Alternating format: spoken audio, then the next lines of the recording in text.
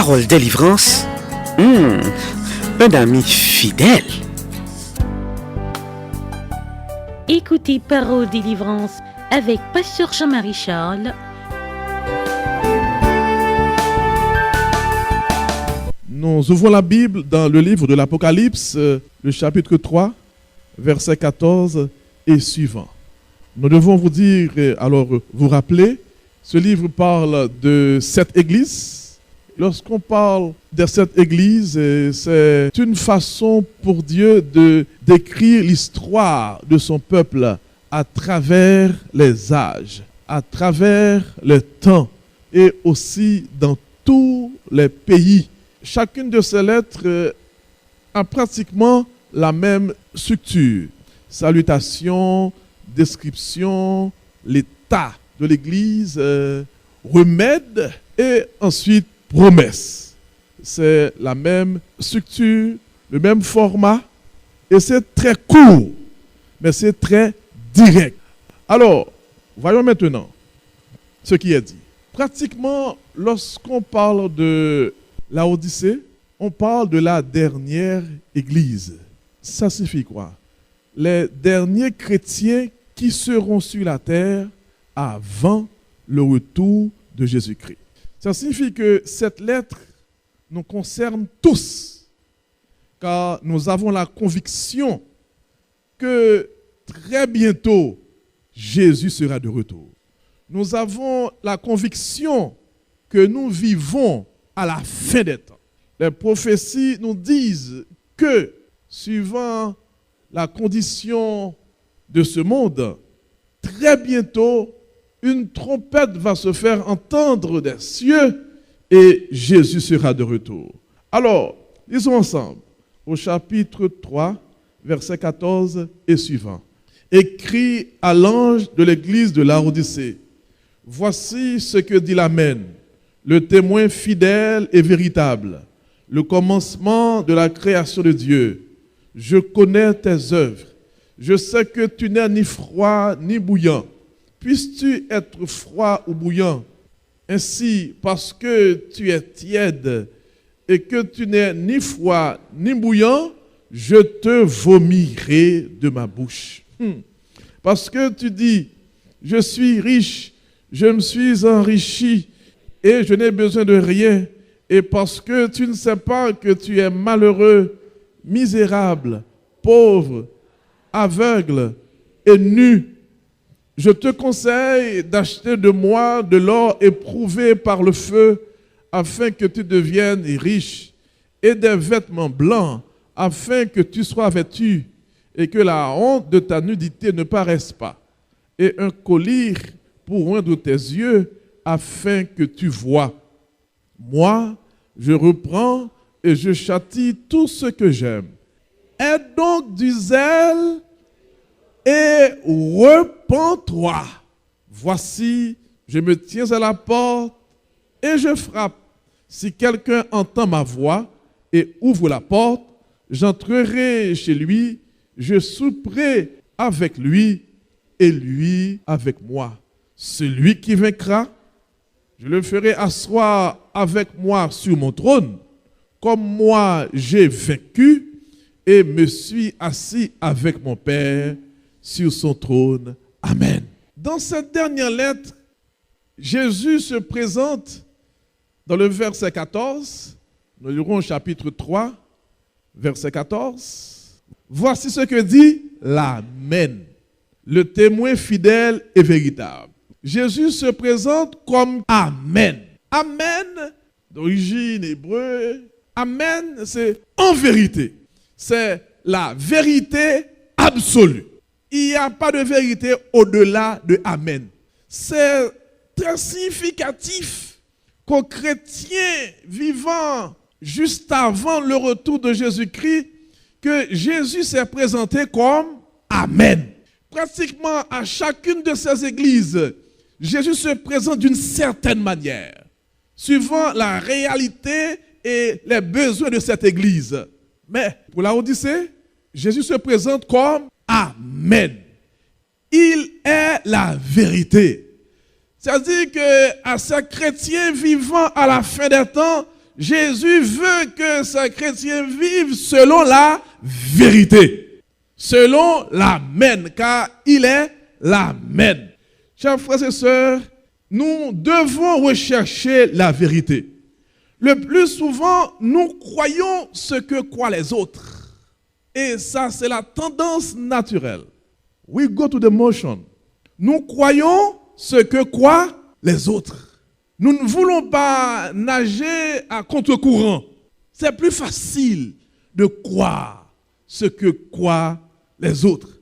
En fait, c'est la réalité dans le monde politique, dans le monde religieux, même parfois aussi dans le monde scientifique. Oh, bien sûr, il y a des chercheurs qui sont très rigoureux, qui tiennent réellement à la vérité scientifique. Mais cette tendance est presque naturelle chez l'homme, de croire ce que croient les autres. Mais dans le domaine religieux, c'est très dangereux. Nous avons une théologie reçue. On vous a dit, et vous le croyez. Nous ne prenons pas de rechercher la vérité de par nous-mêmes. Nous n'avons pas de temps pour cela. On est toujours très occupés. Il n'y a pas de temps. We are very busy. L'horaire est minuté. Tout est contrôlé. Alors, pas question d'aller fouiller dans la Bible pour rechercher la vérité. C'est plus facile de croire ce que croient les autres. Et cela a été le cas des Juifs vivant à l'époque de Jésus. Les rabbins, les docteurs de la loi de cette époque ont donné tel enseignement. Et pour le peuple, ok, ça suffit, car c'est ce que disent les rabbins, ça va. Et si la grande majorité ont raté Jésus, la grande majorité des Juifs ont raté Jésus parce qu'ils vivaient seulement selon une théologie reçue. Ils n'ont pas recherché le Messie de par eux-mêmes. Ils s'attendaient à un guerrier, à un Messie guerrier, à un Messie libérateur, à un Messie conquérant, parce que durant cette période, ça a été l'enseignement des rabbins, l'enseignement des docteurs de la loi. Et le peuple vivait selon cette théologie reçue. De très souvent, nous autres, nous tombons aussi dans le même piège. Nous vivons selon une théologie reçue. Et nous ne recherchons pas la vérité. Nous ne prenons pas le temps de rechercher de par nous-mêmes la vérité. Jésus se présente à nous, chrétiens vivants à la fin des temps. Jésus se présente à nous comme Amen, comme la vérité. Nous devons rechercher la vérité de par nous-mêmes. Il y a plusieurs théologies reçues. Durant notre époque, l'une des théologies reçues est l'abolition de la loi. On dit souvent, la loi est abolie. Les 10 commandements n'existent pas. Et il y a plusieurs qui croient en cela. Ils n'ont pas fait l'effort intellectuel, l'effort personnel de rechercher à travers la Bible pour voir de leurs yeux, de par eux-mêmes, ce que dit la Bible sur la question. Effectivement, lorsque nous considérons la Bible, il y a une loi qui est abolie, mais c'est la loi cérémonielle. Cependant, la loi de Dieu est toujours en vigueur. Les 10 commandements sont toujours en vigueur. Certains se sont basés sur certains écrits de Paul et plaçant ces écrits hors de leur contexte pour dire que Paul parle et Paul a déclaré la loi est abolie. Voyons ce que la Bible dit sur la question. Et voyons aussi ce que Jésus lui-même, la vérité, a dit sur cette question. Lisons dans le livre d'Ecclésiaste, chapitre 12, verset 15. Lisons la parole de Dieu. Dans le livre d'Ecclésiaste, le chapitre 12, le verset 15. Nous allons avoir certains versets sur cette question. C'est un sujet d'importance car c'est une théologie qui fait beaucoup de ravages au dehors, des millions y croient. Alors, voyons de par nous-mêmes, Bible en main, ce que dit la Bible, ce que dit la parole du Seigneur. Nous lisons ensemble. Écoutons la fin du discours crains Dieu et observe ses commandements, c'est là ce que doit tout homme. Juif, grec, païen, tout homme. Homme ici est dans le sens générique. C'est là pour homme et femme. Tout homme a pour devoir de craindre Dieu. La crainte de Dieu est le commencement de la sagesse. Tout homme a pour devoir de craindre Dieu. Tout homme a pour devoir d'observer les commandements de Dieu. Amen. Et pour Salomon, ça fut la fin de son discours. C'est le summum de sa sagesse. Nous savons que Dieu a donné à Salomon de la sagesse. Alors, la fin de son discours, le résumé pour Salomon, c'est que l'homme puisse craindre Dieu et observer les commandements de Dieu. Voilà la sagesse pour l'homme. Voyons maintenant ce que dit Jésus sur la question, sur la loi. Matthieu chapitre 5, verset 17 jusqu'au verset 19. Ne croyez pas que je sois venu pour abolir la loi ou les prophètes. Je ne suis pas venu pour abolir, mais pour accomplir. Car, je vous le dis en vérité, tant que le ciel et la terre ne passeront point, il ne disparaîtra pas de la loi un seul iota ou un seul trait de lettre, jusqu'à ce que tout soit arrivé. Celui donc qui supprimera l'un de ses plus petits commandements et qui enseignera aux hommes à faire de même sera appelé le plus petit dans le royaume des cieux. Mais celui qui les observera et enseignera à les observer, celui-là sera appelé grand dans le royaume des cieux. Jésus précise ici dans Matthieu 5, il dit, ne croyez pas que je sois venu pour abolir la loi ou les prophètes. Non, Christ est venu pour parfaire la loi, accomplir la loi. Ça, c'est la parole de Jésus lui-même. Voyons maintenant certains écrits de Paul. Paul, de qui on dit, ces écrits ont mis fin à la loi. Voyons, dans Romains chapitre 7, verset 12. La loi donc est sainte et le commandement saint, juste et bon. Amen. La loi est sainte. Il n'y a rien à être changé dans la loi. Pour les lois cérémonielles, avec la mort de Jésus, c'est fini pour ces lois.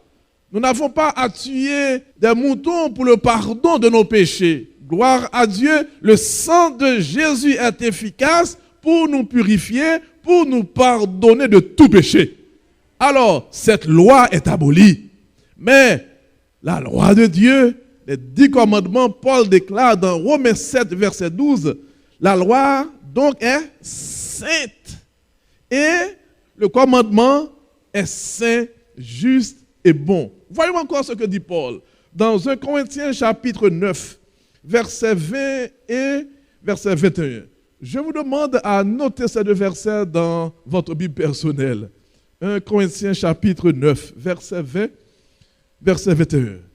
Plusieurs disent que Paul a déclaré que la loi de Dieu n'est plus en vigueur. Alors, voyons ce que dit Paul réellement dans ses écrits. Dans 1 Corinthiens chapitre 9, verset 20, verset 21. Avec les Juifs, j'ai été comme Juif, afin de gagner les Juifs. Avec ceux qui sont sous la loi, comme sous la loi, quoique je ne sois pas moi-même sous la loi, afin de gagner ceux qui sont sous la loi. Avec ceux qui sont sans la loi, comme sans loi, quoique je ne sois pas sans la loi de Dieu, étant sous la loi de Christ, afin de gagner ceux qui sont sans la loi.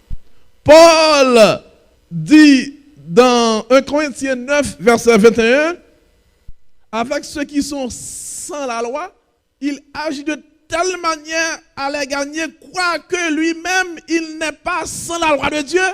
Paul ne vit pas sans la loi de Dieu. C'est la parole de Paul lui-même. Si vous enseignez que Paul a aboli la loi, vous faites mentir Paul. Dans 1 Corinthiens 9, verset 21, Paul dit qu'il n'est pas sans la loi de Dieu. Car la loi de Dieu est éternelle comme Dieu lui-même. Paul ne vit pas sans la loi de Dieu. Paul, dans ses écrits, affirme qu'il est avec la loi de Dieu, étant sous la loi de Christ. Certains disent, avec Jésus-Christ, il y a une autre loi, la loi de Jésus. Eh bien, Paul dit, oui, c'est vrai, je suis maintenant sous la loi de Christ. Alors, je ne vis pas sans la loi de Dieu. La loi de Dieu, c'est la loi de Christ, il n'y a pas de loi. Jésus est Dieu. Celui qui m'a vu a vu le Père. Quoique je ne sois pas sans la loi de Dieu, étant sous la loi de Christ. Et dans Jacques 2, verset 17, un texte très connu, Jacques 2, verset 10, « Car quiconque observe toute la loi, mais pêche contre un seul commandement, devient coupable de tous. » Nous devons garder les 10 commandements, ce n'est pas 1, 2, 3 ou bien 9. La parole de Dieu vous dit, si quelqu'un garde 9 commandements, si quelqu'un pêche contre un seul commandement, il devient coupable de tous les commandements. C'est tout ou rien.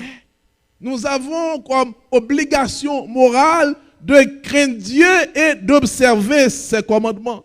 Et à la fin de toutes choses, Jean a écrit ce livre après la mort de Paul.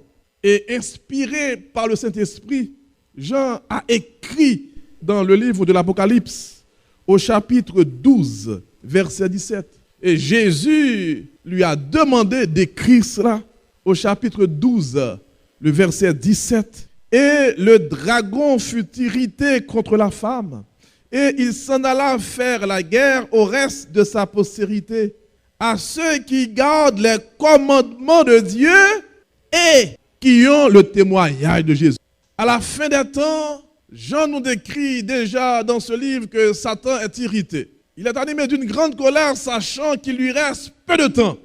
Et Jean précise, le dragon est irrité et il s'en alla faire la guerre au reste de sa postérité, à ceux qui gardent les commandements de Dieu et qui ont le témoignage de Jésus. Si vous pensez vous-même que les commandements de Dieu ne sont plus en vigueur, vous vous trompez vous-même. Satan, lui, sait très bien que les commandements de Dieu sont en vigueur. Et ces commandements vont demeurer jusqu'à la fin. Et il se prépare, il attaque ceux qui gardent les commandements de Dieu et le témoignage de Jésus. Alors, les deux marches de paix, les commandements de Dieu et le témoignage de Jésus. Nous ne serons pas sauvés par la loi. La loi ne sauve personne. Seul Jésus sauve. Mais nous devons garder la loi et Jésus. Les deux marches de paix. Nous ne pouvons pas dire que nous prenons Jésus seulement. Nous sommes sauvés par grâce, ça suffit. Non, Jésus nous donne la vérité. Pour marcher dans cette vérité, il y a une ligne de conduite. Nous devons garder les commandements de Dieu. Satan est en attaque contre tous ceux qui gardent les commandements de Dieu et qui ont la foi de Jésus. Mais j'ai une bonne nouvelle pour vous. Celui qui a donné ces commandements, c'est l'Éternel des armées. Il saura garder ceux qui lui sont fidèles. Il sera avec vous. Soyez sans crainte, soyez déterminés. Libérez-vous de vous-même, des entraites de la société. Que la vérité vous affranchisse en ce moment. Et prenez décision pour l'amen. Prenez décision pour la vérité. Jésus vous parle à travers cette dernière lettre comme l'amen, comme la vérité. Ne vivez pas selon une théologie reçue, mais vivez selon la parole de Dieu.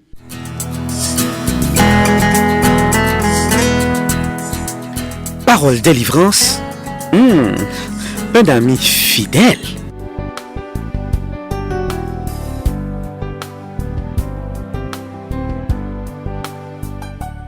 Écoutez Parole délivrance avec Pasteur Jean-Marie Charles sur paroledélivrance.org ou au 832 551 5094. Pour tout contact, appelez au 1-800 404 84 56.